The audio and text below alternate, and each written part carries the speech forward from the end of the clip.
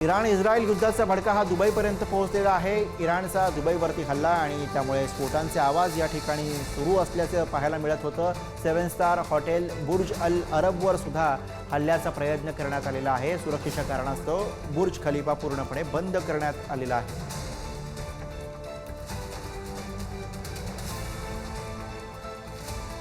आणि याविषयी बोलण्यासाठी दुबईवरून थेट सचिन वर्मा आपल्या सोबत आहेत।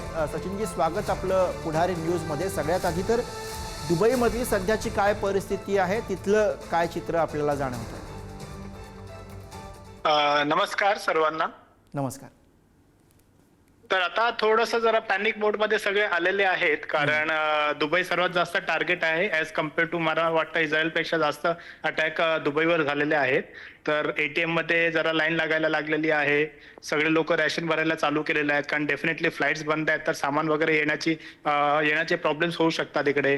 त्या कारणामुळे थोडंसं पॅनिक मोडमध्ये सगळे आलेले आहेत आणि आम्ही स्वतःहून आपले मिसाईल्स पाहिलेले आहेत आमच्या घरातून सुद्धा। थोड्या वेळापूर्वीच ऍक्च्युली झाले होते। तर त्यामुळे थोडंसं आता पॅनिक मोड वाढत चाललेला आहे, कारण डेफिनेटली कुठे ना कुठे डिस्रप्शन होणार आहे।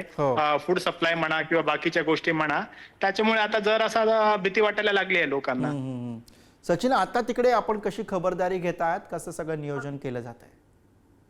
नियोजन बघा, गव्हर्नमेंटने तर सगळ्यांना सांगितलेलं आहे की सध्या तरी सगळ्यांनी घरातच राहा। उद्या सगळ्यांना वर्क फ्रॉम होम पण सांगितलेलं आहे आणि शाळा पण 3 दिवसांसाठी ऑनलाईन केलेलं आहे। त्या हिशोबाने गव्हर्नमेंटने सगळे चांगले पुढाकार घेतलेले आहेत आणि बाकी लोक पण एक दुसऱ्यांना म्हणजे मदत करतायत। आज म्हणजे आम्ही मॉलमध्ये पण आता जस्ट सामान घ्यायला आलो होतो, तर म्हणजे सगळे लोक असं नाही की आम्हालाच पाहिजे, दुसऱ्यांसाठी पण ठेवत आहेत।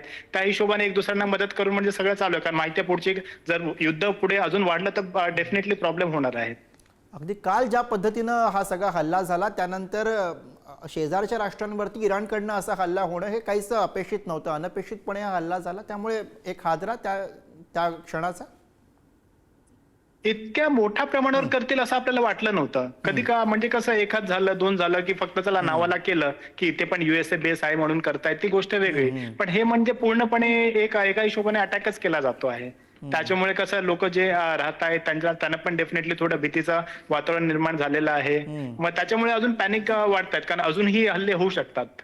सचिन, काल ज्या वेळेला हे हल्ले झाले तेव्हाची काय पहिली रिॲक्शन होती? जेव्हा हल्ले सुरू झाले तेव्हा कसं वातावरण होतं, काय कानावर पडत होतं, कशी रिॲक्शन होती सगळ्या अवतीभोवती? अवतीभवती तर म्हणजे जेव्हा एकदम हे हल्ल्याला सुरुवात झाली तेव्हा लोकांना काही कळलंच नाही, कारण एकदम आवाज यायला लागले ऍक्च्युली। आणि त्यानंतर मग कळलं की अमेरिकेने अटॅक केलेला आहे, त्याच्या अगेन्स्ट इराणने हे अटॅक केलेलं आहे। पण म्हणजे डायरेक्टली पहिला अटॅक ते इथे करतील इस्रायल नंतर ते वाटलं नव्हतं। पण त्यांनी म्हणजे सर्वात पहिले टार्गेट कतार म्हणजे दोहा आणि दुबई या दोघांना जास्त टार्गेट केलं। त्यामुळे लोक म्हणजे भीतीचं वातावरण पण होतं आणि चिंतेचं पण वातावरण होतं की पुढे काय होईल म्हणून। आणि त्यानंतर ज्या काही घडामोडी झालेल्या आहेत कालपासून आजपर्यंत, आज अजून थोडं जास्त प्रमाणात वाढलेल्या आहेत, कारण आम्ही स्वतः सुद्धा बघितलं आहेत, आवाज पण येत आहेत। त्यामुळे जरा भीतीचं वातावरण आता थोडा वाढलेलं आहे। अगदी सचिन, आपण महाराष्ट्रातल्या कोणत्या भागातनं येता आणि आपल्यासोबत तिथे कोण कोण असतं, आणि अर्थातच इकडच्या सगळ्या आपल्या मित्रमंडळींना परिवाराला काळजी असेल तर त्याच्याविषयी थोडंसं सांगा। मी ऍक्च्युली तसं बघायला गेलो तर अलिबागचा आहे आणि मी इथे माझी वाईफ, माझा मुलगा आणि माझे पॅरेंट्स, आम्ही 5 जणांची पूर्ण फॅमिली राहते इकडे।